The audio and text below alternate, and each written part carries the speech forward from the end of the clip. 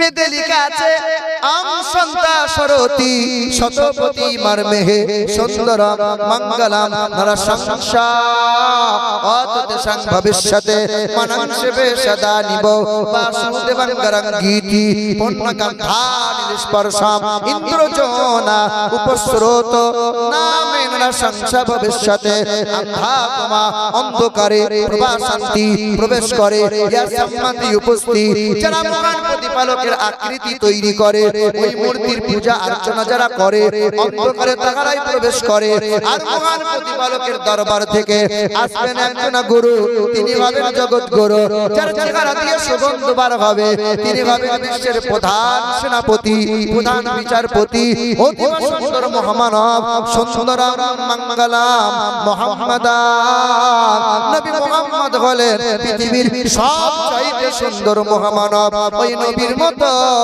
এমন মহামানব পৃথিবীর জমিনে পাবে না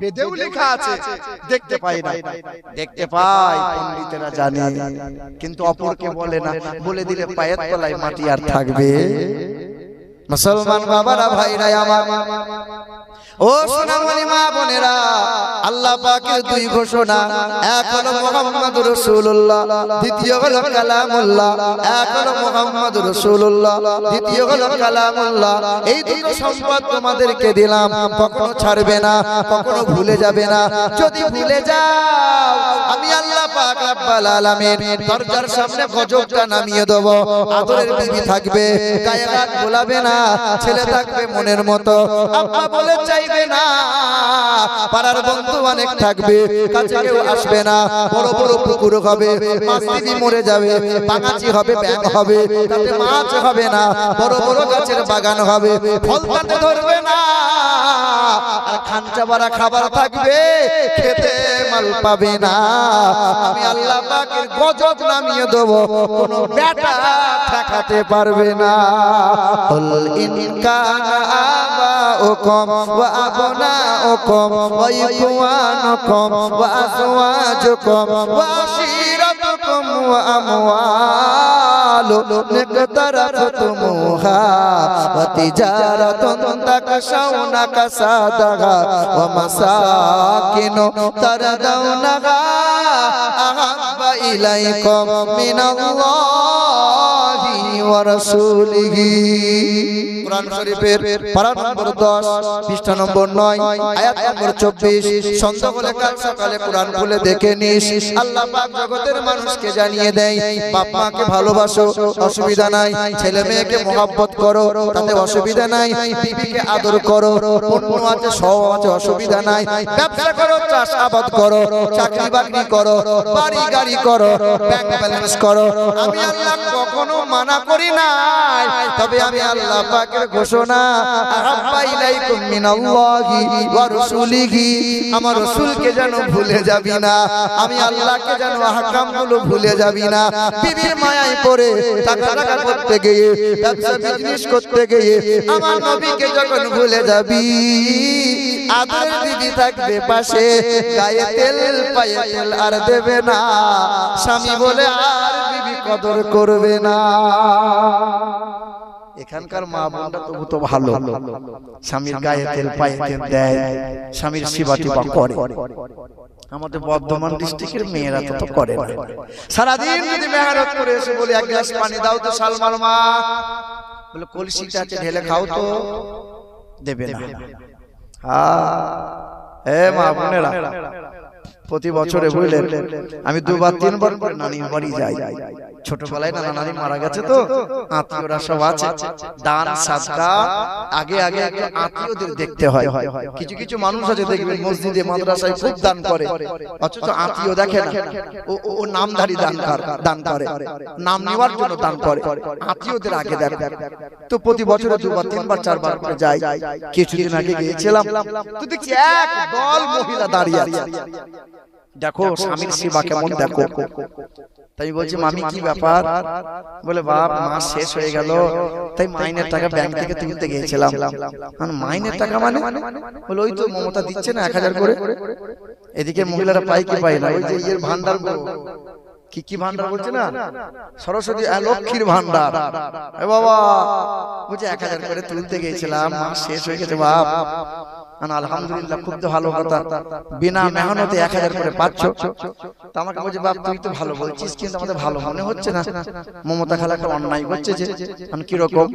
বলে আমি পাচ্ছি 1000, সালমার মা পাচ্ছে 1000, মর্জিনার মা পাচ্ছে 1000, কিন্তু কুদালের মা 2000 পাবে কেন? তাই বলো কুদালের বাপ যে মরে গেছে, বেদবা বাবা তো 1000 পাবেই পাবে। পাবে কি পাবে না বলে? বেদবা বাবা তো পাবে না 1000। তো এইদিকে 1000, তো ওইদিকে 1000, 2000 তো পাবি।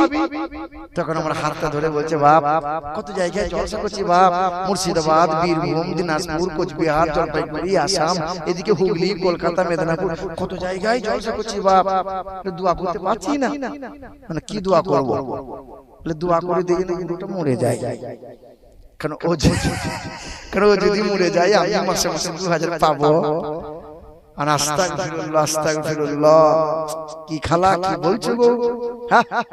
স্বামীর পায়ের তলায় জান্নাত, স্বামীর সেবাতে জান্নাত। কত মহিলা আছে হিজাব পরে স্বামীকে গালমন্দ করে, কত মহিলা আছে বোরকা পরে স্বামীকে তুই ভাষা খারাপ করে। ওর হিজাব সহ টানতে টানতে জাহান্নামে নিয়ে যাওয়া হবে। যার আচরণে স্বামী সন্তুষ্ট নয়, তাহাজ্জুদের নামাজ দিয়ে ওই মহিলা জান্নাত পাওয়ার আশা করো না, জান্নাত নাই। বলেন তো ভাই রামা, হার্ট অ্যাটাক করে মারা যায় পুরুষ মানুষ বেশি না মহিলা বেশি? কারা বেশি মারা যায়? পুরুষ মানুষ। বর্তমানে ডক্টররা বলছেন যে পুরুষ মানুষের হার্ট অ্যাটাক করে মারা যাওয়ার মূল কারণ হলো তাদের বিবি। অধিকাংশ ক্ষেত্রে তার বউরা এত পরিমাণে মানসিক অত্যাচার দেয় যে বেটা বেটা অল্প দিনে হার্ট অ্যাটাক করে মারা যায়। আপনি দেখবেন সারা দিন মাঠ ঘাট করে মেহনত করে বাড়ি এলেন, ওই একটা কথা নিয়ে ভ্যানার ভ্যানার ভ্যানার শুরু হলো, রাত শেষ হয়ে যাবে কিন্তু কথা বন্ধ হবে না। ঠিক না ভুল বলেন? একদিন একটা জালসা করে বাড়িতে বসে আছি, আর একটা মহিলা আসছে আর উকি মারছে, আসছে আর উকি মারছে। আমরা দেখতে কি ব্যাপার? বলে কি হয়েছে গো? বলে একটা হুজুরের কাছ থেকে তাবিজ লবো। মানে কিসের তাবিজ? বলে আমার স্বামী আমাকে দেখতে পারে না। সংসারে আগুন লাগে কাদের কারণে বলেন তো? ওই মহিলাদের কথার কারণে। এখানকার মা বোনেরা রাগ করিও না, তোমাদের কথা বলি না, আমাদের বর্তমানের কথা বলছি। হ্যাঁ, কারণ মহিলারা মনে মনে ভাবছে উলাউটা কোন মৌলবি এলো। এ বাবা শোনো, তো মহিলা বলছে হুজুর তাবিজ দেন, আমার স্বামী আমাকে দেখতে পারে না। মানে কি তাবিজ দেবো আমি? ঘরে একটা ক্যালেন্ডার ঝুলছিল, বুঝলেন? ক্যালেন্ডার তো দেখেছেন, ক্যালেন্ডারের কাগজ খুব মোটা হয়। ক্যালেন্ডার টুক করে ছিঁড়ে দিয়ে একটা ঢাল করে সুতোই করে বেঁধে, আমি বললাম বোন আমার এই তাবিজ যেন জীবনে খুলবি না, তাহলে কাজ হবে না, সাংঘাতিক তাবিজ। তো মহিলাটা চুমু খেয়ে বলেন নিয়ে নিল। তাই বললাম শোন, কি করে করবি শোন, বালিশে রাখতে হবে না, হাতেও বাঁধতে হবে না। তোর স্বামী যখন সারাদিন মেহনত করে বাড়ি আসবে, বাড়ি ঢোকা মাত্রই এই তাবিজটা দাঁতে করে টিপে ধরে দাঁড়িয়ে থাকবি, বসে থাকবি, কাজ করবি, কথা বলবি না। 40 দিন পরে বলছে হুজুর আপনার তাবিজ মরা মানুষ জ্যান্ত হয়ে যাবে তো। সাংঘাতিক কাজ। কি করে? বলে আমার স্বামী আর ঝগড়া করে না। করবে কি করে? তো মুখ বন্ধ করেছিলাম। কি বলছে বলো? এ মা বোনেরা, দয়ার নবী বলেন ওয়াল মারআতু ইযা সাল্লাত খামসাহা ওয়া সামাত সাহরাহা ওয়া হাসানাত ফারজাহা ওয়া আতাত যাওজাহা ফালতাদখুল মিন আইয়ি আবওয়াবিল জান্নাতি শাআত। মহিলাদের বেশি কাজ করা লাগবে না, 4টে কাজ করো মা। এক নম্বর কাজ হলো 5 ওয়াক্ত নামাজ পড়বে, রমজান মাসে রোজা রাখবে, স্বামীর কথা মতো চলবে।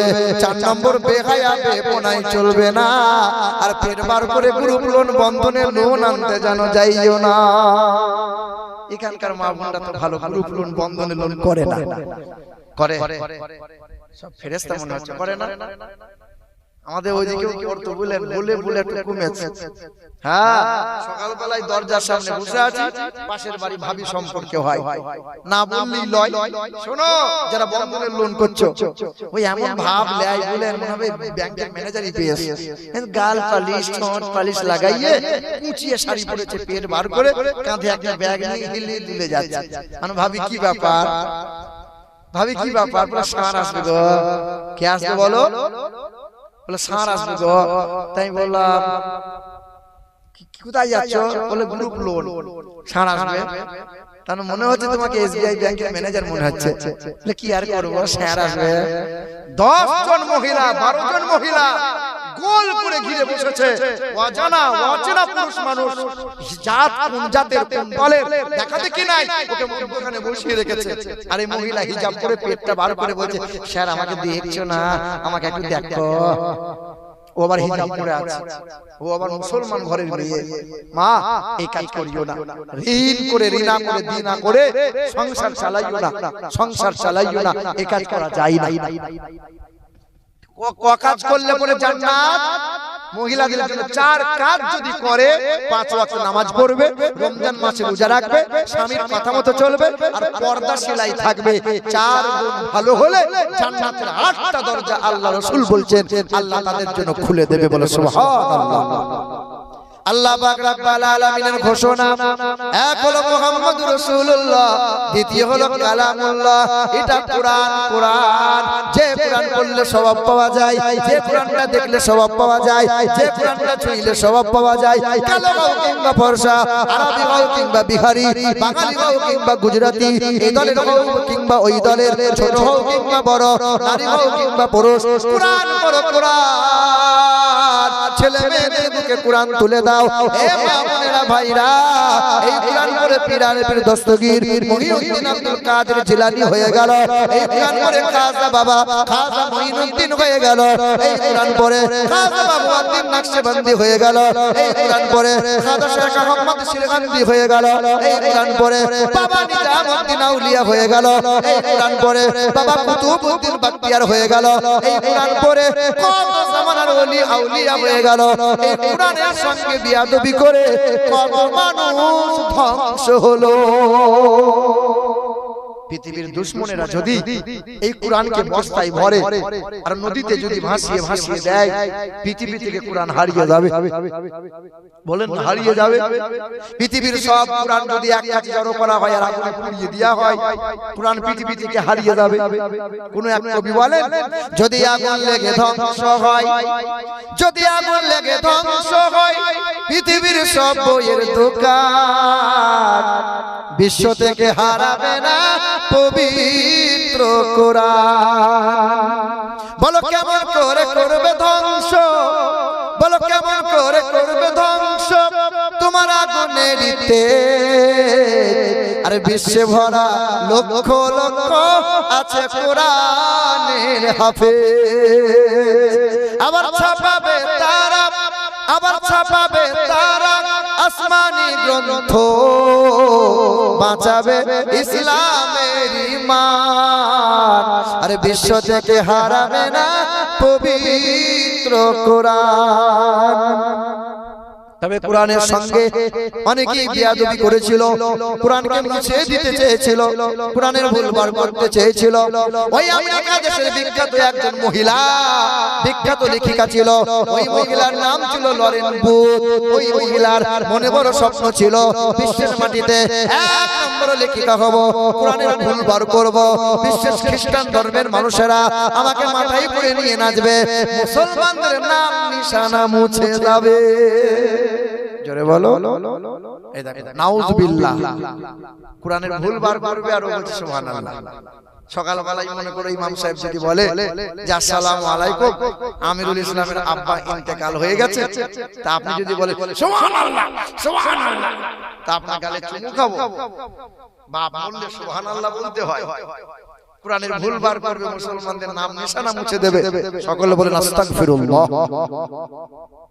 এ বাবাজিরা ভাইরা আমার, খ্রিস্টান ধর্মের মেয়ে ওই লরেন বুথ লেখিকা, তার নাম। ওই লরেন বুথ লেখিকা কি করেছিল? সাংবাদিক সম্মেলনে ক্যামেরার সামনে দাঁড়িয়েছিল, ক্যামেরার সামনে দাঁড়িয়ে বলেছিল, এই যে মুসলমানদের কোরআন ধূমপান করছিল, একটা পোশাক পরেছিল, বাম হাতে কোরআন উঁচু করে ধরেছিল। ওই মহিলা ক্যামেরার সামনে দাঁড়িয়ে বলেছিল, কোরআনের ভুল বার করব, মুসলমানদের নাম নিশানা মুছে দেব, দেশ বিদেশে প্রচার করে দাও। সাংবাদিকরা দেশ বিদেশে প্রচার করে দিল। এই লরেন বুথ খ্রিস্টান ধর্মের মেয়েটা 1 মাস কোরআন পড়ে, 2 মাস কোরআন পড়ে, 1 বছর কোরআন পড়ে, 1.5 বছর কোরআন পড়ে, 2 বছর কোরআনটা পড়েছিল। 2 বছর কোরআনটা পড়ে নেওয়ার পর আজকে মাথায় কাপড় দিয়েছিল, হিজাবটা পড়েছিল, পর্দাশীলা হয়েছিল, কোরআনটা বুকে নিয়ে 2 বছর পরে ক্যামেরার সামনে দাঁড়িয়ে গিয়েছিল।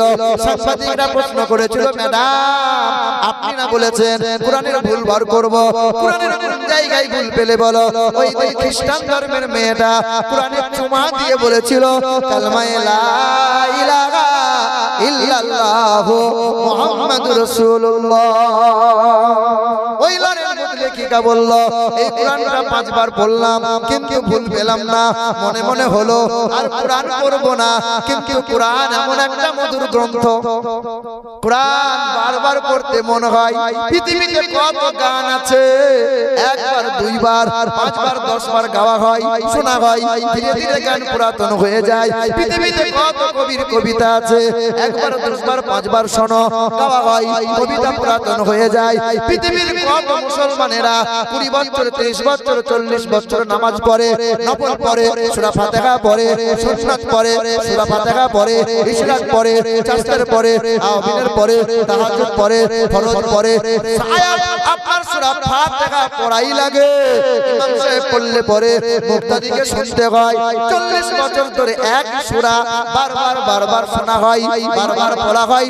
কোনদিন আল্লাহর বান্দা বলে না সূরা ফাতিহা পুরাতন হয়ে যায়, নতুন নতুন হলে ভালো হয়।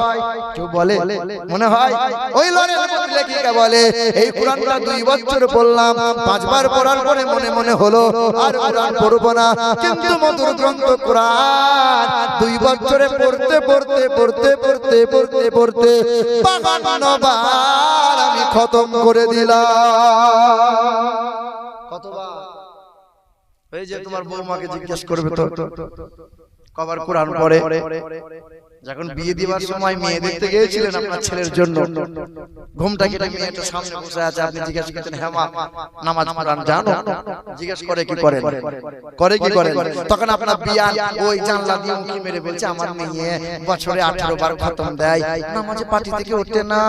পাড়ার লোককে জিজ্ঞেস করে আমার মেয়ের মতো মেয়ে হবে না।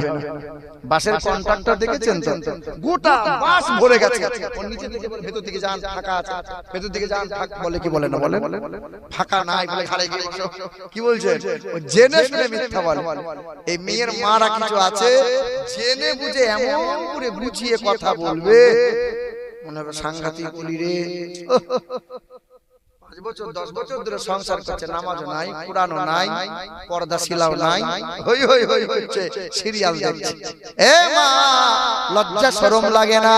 আমার দিকে তাকিয়ে দেখো, আমি ধনীর ঘরের ছেলে নয়, আমি তো গরিবের ছেলে, কিন্তু আমার মা আমাকে নিয়ে বড় গর্ব করে। মা তোমাদের মতো কত মা আছে 5 বেলা নামাজ পড়ে, পর্দা সিলাই থাকে, ইশরাকের নামাজ পড়ে, চাষের নামাজ পড়ে, তাহাজ্জুদের নামাজ পড়ে। এ মা তোমাদের মতো মায়ের পেট থেকে বড় পীর আব্দুল কাদের জিলানী এলো, তোমাদের মায়ের পেট থেকে খাজা বাবা মঈনুদ্দিন হলো, তোমাদের মায়ের পেট থেকে বাবা নিজামউদ্দিন হলো, তোমাদের মায়ের পেট থেকে খাজা শেখ আহমদ সিরহান্দি হলো। এ মা তোমার কি মন চাই না আমি একটা সন্তান তৈরি করব, আমিনুল ইসলামের মতো তৈরি হবে? না মা, আপনাকে মৌলবি বানাতে হবে না, হাফেজ বানাতে হবে না, তোমার ছেলেকে ইংলিশ মিডিয়ামে পড়াও, তোমার ছেলেকে মিশনে পড়াও, যা ইচ্ছা যেখানে ইচ্ছা পড়াও। তবে হ্যাঁ তোমার ছেলে ডাক্তার হবে, তোমার ছেলে মাস্টার হবে, তোমার ছেলে পুলিশ হবে, তোমার ছেলে আর্মি হবে, আলহামদুলিল্লাহ হোক। তবে তোমার ছেলেটা যেন বিয়াদব না হয়, তোমার ছেলেটা যেন বিয়াদব না হয়। আপনার গ্রামের কত শিক্ষিত আছে যখন বিয়ে করেছে শ্বশুরের গলায় বাঁশ দিয়ে 12 ভরি সোনা নিয়েছে, 8 লাখ টাকা নগদ নিয়েছে, আবার গাড়িও নিয়েছে, আবার 300 বরযাত্রী গিয়ে উপর হয়ে খেয়ে এসেছে। শিক্ষিত লোক যে ওই যে শিক্ষিত। আর তোমার গ্রামের একটা গরিব ঘরের ছেলে 5 ওয়াক্ত নামাজ কোরআন পড়ে বিনা দাবিতে বউ বাড়ি নিয়ে এসেছে। শিক্ষিত কাকে মনে হয় গো? রাগ করিয়েন না, আপনিও নিয়েছেন, আপনারা অনেক নিয়েছেন, রাগ করিয়েন না, কষ্ট নিয়েন না। ও শিক্ষিত যে শিক্ষা মানবতা দেয় না, শ্বশুরের গলায় বাঁশ দিতে ভুল করে না, শিক্ষিত যে শিক্ষা বাপ মাকে খেতে দিতে পারে না শিক্ষিত বলে, ওই শিক্ষায় লাঠি মারি চারানা দাম নাই, শিক্ষা দেখাতে হচ্ছে শিক্ষা। এ বাবাজিরা ভাইরা, এখানকার মানুষ তো ভালো, পন্টন নেই না, পন্টন নাই বিয়েতে টাকা নেওয়া হয়, তা আবার নেবেন না, ওটা আবার ভুল করা যায়, নেবেন।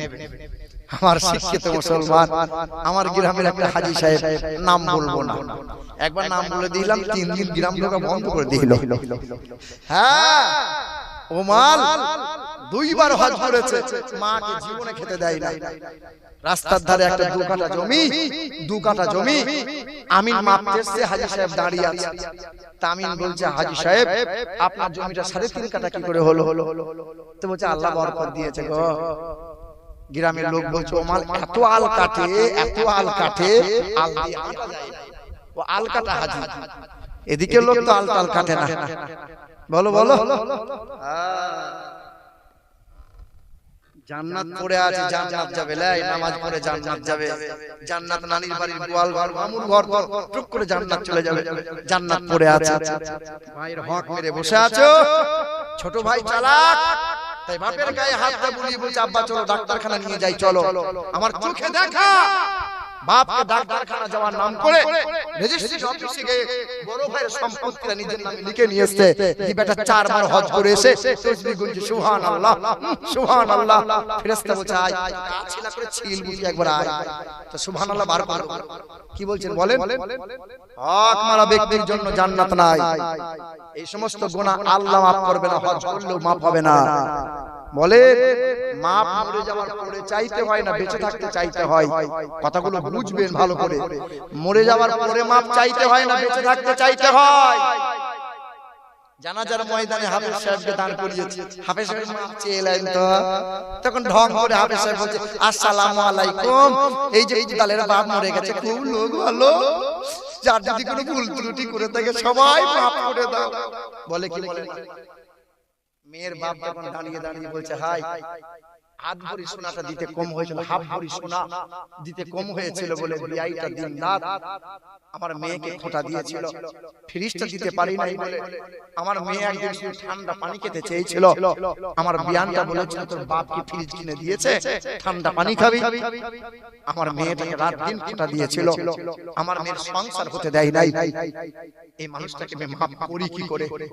মাপ নাই বেটা, মাপ নাই। বড় পীর সাহেব, বড় হুজুর, কোন হুজুর, কোন পীর, কোন মুফতি যদি জানাজা পড়ায়, ওই ব্যক্তির জন্য মাপ নাই। মাপ তো বেঁচে থাকতে চাইতে হবে। লজ্জা করতে হয় মরার পরে না বেঁচে থাকতে। বলো বলো, জীবন ভর আন্ডারপ্যান্ট পরে পুরুষ মহিলা একসাথে গোসল করলো, লজ্জা নাই, শরম নাই, দিয়ে মরে যাওয়ার পরে বলে কাপড় দিয়ে ঘিরে দে, লজ্জা কর, কাপড় দিয়ে ঘিরে দে, গোসল দেয়া হবে, কাপড় দিয়ে ঘিরে দে। বলো বলো, জীবন ভর ন্যাংটা হয়ে গা ধুলো, জাঙ্গিয়ে পড়ে গা ধুয়েছে, লজ্জা শরম করে নাই, দিয়ে মরার পরে লজ্জা দেখাচ্ছ।